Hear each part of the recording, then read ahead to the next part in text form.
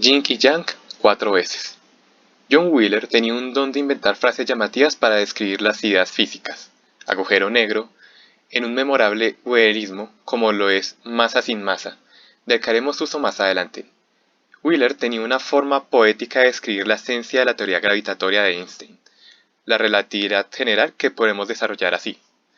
La materia le dice al espacio-tiempo cómo curvarse, el espacio-tiempo le dice a la materia cómo moverse. Para nuestros propósitos posteriores será importante explicar, y después corregir, el pensamiento de que el espacio-tiempo le dice a la materia cómo moverse. Primero daremos alguna explicación sobre el dice, y luego ajustaremos un poco lo de materia y lo de espacio-tiempo. ¿Cómo instruye el espacio-tiempo a la materia para moverse? Exactamente.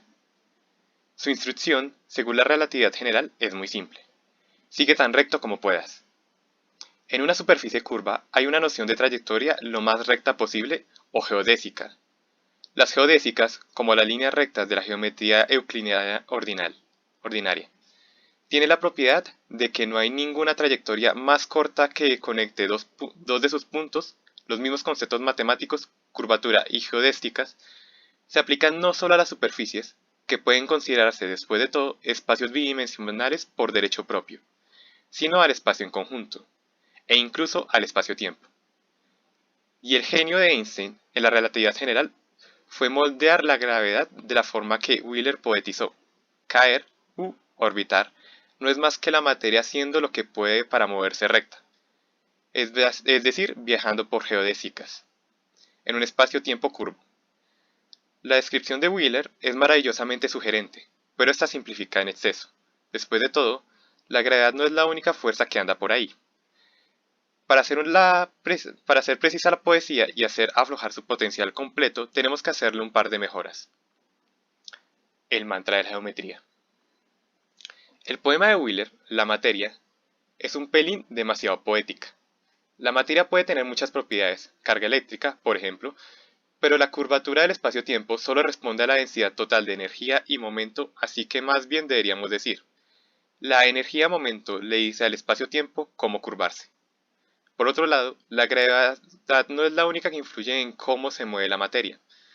Esas fuerzas provocan desviaciones del trayecto más corto posible, la geodésica, y entonces lo que tenemos que decir es, el espacio-tiempo le dice a la energía momento, que significa recto, en el espacio-tiempo. Así que, reuniendo lo anterior, la energía momento le dice al espacio-tiempo cómo curvarse. El espacio-tiempo le dice a la energía momento, que significa recto, en el espacio-tiempo. Ahora veamos la teoría central del electromagnetismo. La carga eléctrica le dice al espacio de propiedad electromagnética cómo curvarse. El espacio de propiedad electromagnético le dice a la carga eléctrica qué significa recto, en el espacio de propiedad electromagnético. Y de la fuerza débil. La carga débil le dice al espacio de propiedad débil cómo curvarse. El espacio de propiedad débil le dice a la carga débil lo que significa recto, en el espacio de la propiedad débil. Y de la fuerza fuerte. La carga fuerte le dice al espacio de propiedad fuerte cómo curvarse. El espacio de propiedad fuerte le dice a la carga fuerte lo que significa recto, en el espacio de la propiedad fuerte. En la teoría central completa, que incluye las cuatro fuerzas, la materia tiene cuatro clases de propiedades: energía-momento, carga eléctrica, carga débil y carga fuerte. Las partículas de materia se propagan por un espacio más complejo que el que permitía Wheeler, que incluye los espacios de propiedad electromagnético débil y fuerte supuestos al espacio-tiempo ordinario. Pero la materia sigue. De acuerdo con la teoría central, el mismo principio yin adaptado a este entorno más complejo, sigue tan recto como puedas. Yin-yang. El milagro de la teoría central es que las cuatro fuerzas suenan como variaciones reconocibles del mismo tema.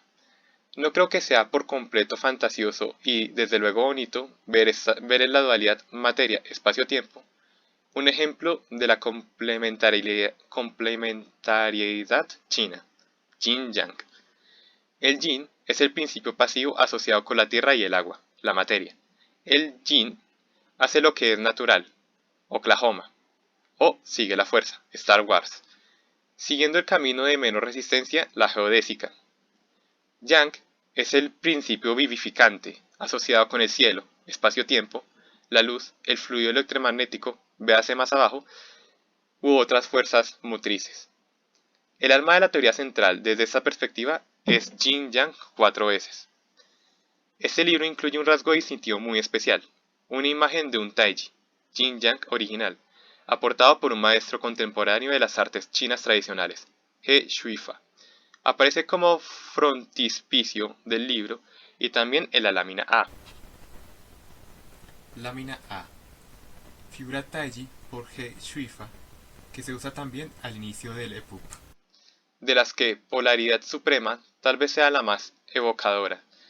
Su símbolo contiene dos elementos que contrastan con el Yin, oscuro, y el Yang, claro, y se le suele llamar figura Yin-Yang. Hay que resaltar que estos dos elementos forman un todo inseparable, y que cada uno contiene al otro y es contenido por el otro. Nuestras descripciones más profundas de la realidad física en la teoría cuántica y de las cuatro teorías centrales de las fuerzas, gravitación, electromagnetismo, fuerza fuerte y débil, introducen conceptos que traen a la mente el yin y yang. Niels Bohr, uno de los influyentes fundadores de la teoría cuántica, veía fuertes paralelos entre su concepto de la complementariedad y la dualidad unificada del yin-yang. Bohr diseñó un escudo de armas para sí mismo, donde el yin-yang ocupa el centro. Véase la figura 42. Figura 42. Blastón diseñado por Niels Bohr. Nuestras teorías centrales se basan en la interacción entre fluidos similares a la luz que llenan el espacio yang y sustancias yin, a las que dirigen a la vez que responden. El mantra del flujo. Un mapa del mundo no tiene por qué ser un globo. Podemos representar la geometría de la superficie curva como la superficie de la Tierra, proyectando información sobre las distancias en una cuadrícula plana. De manera más general, podemos representar la geometría de un espacio curvo o del espacio-tiempo curvo, mapeando la información sobre las distancias sobre una cuadrícula plana. En cada punto de la cuadrícula y en cada dirección que emana de ese punto, tendremos un número que nos dice cuán lejos llegarás si procedes a dar un paso en esa dirección. De esta forma, representamos la geometría de nuestro espacio asignado a unos cuantos números a cada punto. Esta construcción define lo que se llama un campo métrico, o simplemente métrica en matemáticas. En física, cuando consideramos la geometría del espacio-tiempo, es adecuado, en el espíritu de Faraday y Maxwell, hablar de un fluido métrico. Este es el concepto que, en la relatividad general de Einstein, reemplaza las fuerzas gravitatorias de la teoría de Newton. Tal y como indica el término fluido, el fluido métrico, de modo muy parecido al fluido electromagnético de la teoría de Maxwell, adquiere vida propia. Por ejemplo, mantiene perturbaciones autosuficientes, las ondas gravitatorias, análogas a las ondas electromagnéticas con las que Maxwell explicó la luz y Hertz lanzó la radio. Usando esos fluidos que codifican la geometría, obtenemos los mantras de flujo. La energía-momento le dice al fluido métrico cómo fluir. El fluido métrico le dice a la energía-momento cómo fluir. La carga eléctrica le dice al fluido electromagnético cómo fluir. El fluido electromagnético le dice a la carga eléctrica cómo fluir. La carga débil le dice al fluido débil cómo fluir. El fluido débil le dice a la carga débil cómo fluir. La carga fuerte le dice al fluido fuerte cómo fluir. El fluido fuerte le dice a la carga fuerte cómo fluir. En cierto sentido, estos mantras del flujo son meras reformulaciones de los mantras de la geometría, pero nos proporcionan nuevas perspectivas atractivas. En esta formulación, el yin, materia, y el yang, fuerza, aparecen en el pie de la igualdad. Cada uno instruye al otro. Esto apunta a que su dualidad aparte podría resolverse en una unidad más profunda. Veremos en el siguiente capítulo cómo esa idea extravagante se puede materializar, a través de la supersimetría. Este mantra del flujo, en el caso del electromagnetismo, está mucho más cerca en espíritu de las ideas originales de Faraday y Maxwell, que nuestro anterior mantra geométrico. El mantra geométrico, en cambio, está más cerca en espíritu de las ideas que condujeron a Einstein a su teoría de la gravedad, la relatividad general. Esta armonía de ideas es un gran obsequio. Es hermoso en sí mismo, y, prefigurando de nuevo el próximo capítulo, insinúa una unidad más profunda entre las fuerzas. Y lo más esencial, una vez que la geometría, ya sea del espacio-tiempo o de los espacios de propiedad, está codificada como un fluido matemático, podemos imaginar fácilmente que el fluido fluye y adquiere vida propia. Avatares de simetría local. Ahora hemos explicado y refinado la segunda línea del poema de Wheeler. En otras palabras, hemos discutido cómo las fuerzas dirigen a la materia o cómo el yang dirige al yin. Para cerrar este círculo de ideas, tenemos que discutir los principios que gobiernan la dirección contraria de la influencia. En concreto, nuestro desafío es este. ¿Cómo conseguimos las ecuaciones para las curvaturas del espacio-tiempo y de los espacios de probabilidad? El principio rector central, la simetría local, es tan bello como profundo. Ya presentamos la idea antes, la simetría I, y ahora vamos a repasar brevemente y desarrollarla después. Recuerda que, poco después de formular la teoría de la relatividad especial en 1905, Einstein percibió que no se podía reconciliar con la teoría gravitatoria de Newton. Luchó con este desafío durante un decenio entero, en lo que llamó años de búsqueda ansiosa en la oscuridad. Einstein alcanzó la iluminación al descubrir las ecuaciones adecuadas para la curvatura del espacio-tiempo, complementando así la nueva teoría de la gravedad, la relatividad general.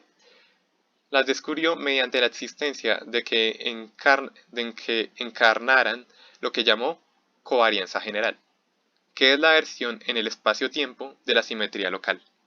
Para entender la simetría local de la teoría central más a fondo, empecemos recordando la idea básica de simetría de las ecuaciones, que presentamos antes, al tratar las ecuaciones de Maxwell. Decimos que una ecuación o un sistema de ecuaciones tiene simetría si hay cambios que pueden hacer que las cantidades que aparecen en la ecuación sin cambiar su contenido. Exigir simetría nos ofrece una forma de encontrar ecuaciones que son especiales, porque la mayoría de las ecuaciones elegidas al azar no son simétricas. Esto es también, en un sentido subjetivo, una forma de hallar ecuaciones especialmente bellas. Hay gente que encuentra discordante el uso de la palabra simetría para describir una propiedad de las ecuaciones, porque aparece muy distante del significado cotidiano de esa palabra. Si tienes esa dificultad, tal vez prefieras tener en mente invarianza como suplemento o sustituto. Tras pensarlo bien, he decidido quedarme con simetría, porque está embebida hasta el fondo en la literatura y no sin cierta resonancia. Lo llames como lo llames, la gran idea sigue siendo cambio sin cambio. La simetría convencional, es decir, no local, o, como diremos aquí, rígida, de las leyes físicas implica típicamente cambiar el universo como un todo, de forma rígida. Así, por ejemplo, postulamos que el contenido de las leyes de la física no cambiará si cambiamos la posición de todo lo que aparece en ellas en la misma cantidad. Digamos, si movemos las cosas 1 metro en la misma dirección en todas partes y para todos los tiempos, si lo piensas bien, te darás cuenta de que es una forma precisa, aunque quizás peculiar, de decir que las leyes no reconocen una posición especial en el espacio, o de forma más simple, que las leyes toman la misma forma en todas las partes. Pero si movemos las posiciones de algunas cosas más que la de otras, cambiaremos sus posiciones relativas y eso, decididamente, cambia el contenido de las leyes de fuerza, como la ley de la gravitación de Newton y la ley similar de Coulomb para las fuerzas eléctricas, que dependen de las distancias relativas. La simetría local recoge transformaciones que varían en el espacio y el tiempo. Es precisamente porque podemos elegir las transformaciones localmente, sin preocuparnos por el universo en su conjunto, por lo que usamos la palabra local al describir esta posibilidad. Consideremos, de nuevo, el tipo de transformaciones que acabamos de discutir en el párrafo anterior. Simplemente mover las cosas del sitio, a primera vista, como hemos dicho, eso solamente puede ser una simetría de las leyes de la física si imaginamos que movemos todo en una misma cantidad y en la misma dirección. Si cambiamos las distancias relativas, cambiamos las leyes de fuerza. Sin embargo, y esto es el yoga de la simetría local, si tenemos un fluido métrico y hacemos los ajustes adecuados en el fluido métrico al mismo tiempo que hacemos los movimientos, entonces podemos mantener intactas las distancias relativas y las leyes de fuerza. El arte anamórfico, como se muestra en la lámina EE, aporta una maravillosa metáfora a un modelo, diría yo, de la simetría local. Lámina EE. El arte anamórfico no solo soporta los cambios de perspectiva, sino también otros tipos de transformaciones más generales. La gama de imágenes que pueden representar la misma escena es bastante mayor e incluye algunas apariencias muy distorsionadas. Como hemos visto antes, la perspectiva geométrica proyectiva es el arte ciencia del cambio sin cambio que te encuentras cuando miras al mismo objeto. No cambio, desde distintos puntos de vista. Cambio. De esta manera, percibimos que muchas imágenes diferentes pueden representar el mismo objeto, pero podemos obtener imágenes más complejas todavía usando el mismo objeto subyacente. Si introducimos una presencia en el medio distorsionante, espejos curvados, digamos, o lentes y prismas, o en general cualquier estructura que varía de un sitio a otro, y tuerza la luz introduciendo la presencia de medios, conseguimos un abanico mucho más amplio de imágenes que representan el mismo objeto. La simetría local es la misma idea, pero aplicada a ecuaciones en vez de objetos. Al solicitar simetría local, hacemos fuertes exigencias a nuestras ecuaciones. Estamos pidiendo que unas versiones de estas ecuaciones que parecen muy distorsionadas tengan las mismas consecuencias que las originales. Para hacerlo posible, tenemos que asumir que el espacio-tiempo, incluido cualquier espacio de propiedad al que sirva como soporte, está lleno de fluidos apropiados. Según como quieras leer la situación, podrás decir que los fluidos son responsables de las distorsiones aparentes, o podrías decir que las compensan. Son responsables de las distorsiones aparentes si lees del objeto a la percepción. Compensan las distorsiones aparentes si lees de la percepción al objeto. En cualquier caso, necesitamos esos fluidos que llenan el espacio-tiempo si queremos tener simetría local. Y para ser unos compensadores eficaces y versátiles, los fluidos tienen que tener unas propiedades muy particulares. En otras palabras, tienen que obedecer unas ecuaciones muy especiales. De hecho, fue justo demandando una versión local de la relatividad especial de Einstein consiguió las ecuaciones de campo métrico que forman el corazón de la relatividad general. Y fue demandando versiones locales de las rotaciones en espacios de la probabilidad como C. N. Young y Robert Mills hallaron las ecuaciones que llevan su nombre y gobiernan los fluidos débil y fuerte. Young y Mills desarrollaron el trabajo de Hermann Weyl, que mostró que las ecuaciones de Maxwell para el fluido electromagnético podían derivarse de esa forma. Cuando pasamos de los fluidos a las partículas subatómicas asociadas, o cuantos, percibimos que la existencia de gravitones, fotones, bosones débiles y gluones de color, los cuantos de los fluidos métrico, electromagnético, débil y fuerte respectivamente, y sus propiedades son consecuencias inevitables y únicas de las diversas simetrías locales. En una jerga de la literatura física, esas simetrías locales son la covarianza general para la versión local de la relatividad especial, la simetría de Gauss, U1 para la versión local de la rotación en el espacio de probabilidad de propiedad de la carga eléctrica, la simetría de Gauss, SU2 para la versión local de la rotación en el espacio de propiedad de la carga débil, la simetría de Gauss, SU3 para la versión local de la rotación en el espacio de propiedad de la carga fuerte. El origen histórico del término simetría de Gauss es muy interesante y se trata en las notas finales. Podemos reducir nuestra discusión de forma memorable y con justicia, como sigue. Los gravitones son los avatares de la covarianza general. Los fotones son los avatares de la simetría de Gauss 1.0. Los bosones débiles son los avatares de la simetría de Gauss 2.0. Los glucones de color son los avatares de la simetría de Gauss 3.0. Celebremos este extraordinario cumplimiento de ideal, si solo si real, con una imagen digna de él. Lámina LL. Lámina LL. El uso de una lente ojo de pez gran angular añade un segundo nivel de anamorfía a este imponente interior de una mezquita moderna.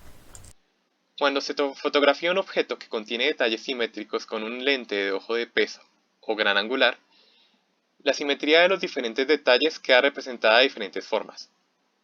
Dependiendo de su posición, esas imágenes pueden representar el espíritu de la simetría local de una forma visual adecuada y dotada de una extraña belleza. Para acabar, cambiemos el foco, en la figura 33, de los resultados de las teorías con simetría local, al proceso de su creación. Se trata de un proceso en 3 pasos. Tenemos que elegir los objetos que queremos describir, las sustancias, las maneras en las que les permitiremos aparecer, las transformaciones, y los medios que las sostendrán, los fluidos. Este dibujo, que muestra la factura del arte anamórfico, es una puesta al día de las láminas K y L. Lámina K. Representación por William Blake de Isaac Newton trabajando. Lámina L. Representación por Blake de Urizen, creador y legislador. Nuestro artesano moderno es un artesano riguroso, pero ahora sabemos que sus pensamientos son más imaginativos, sus herramientas más variadas y su actitud más juguetona que la del artesano que conoció Blake. Figura 33. El proceso de creación del arte anamórfico. ¿Qué? ¿Desde dónde?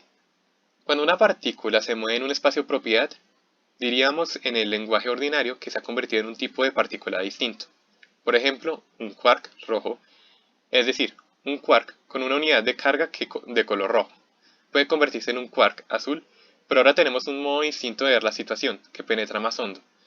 Desde una nueva perspectiva vemos que estas dos partículas, el quark rojo y el quark azul, son en realidad la misma entidad, que ocupa diferentes posiciones, que codifica dónde. Como la carga de color es a lo que responden específicamente los gluones de color deciden lo que tienen que hacer, mirando dónde están las partículas, o más en general, qué aspecto tienen la distribución de funciones de onda o de campos. En el espacio de propiedad de color, para esos gluones lo importante es la posición y la posición. La posición en el espacio de propiedad y también la posición en el espacio-tiempo. Y al revés, cuando registramos el comportamiento de los gluones de color, estamos recibiendo mensajes del espacio de carga de color, los espacios de propiedad, introducidos inicialmente como ayuda para la imaginación, evolucionan así hasta elementos tangibles de la realidad.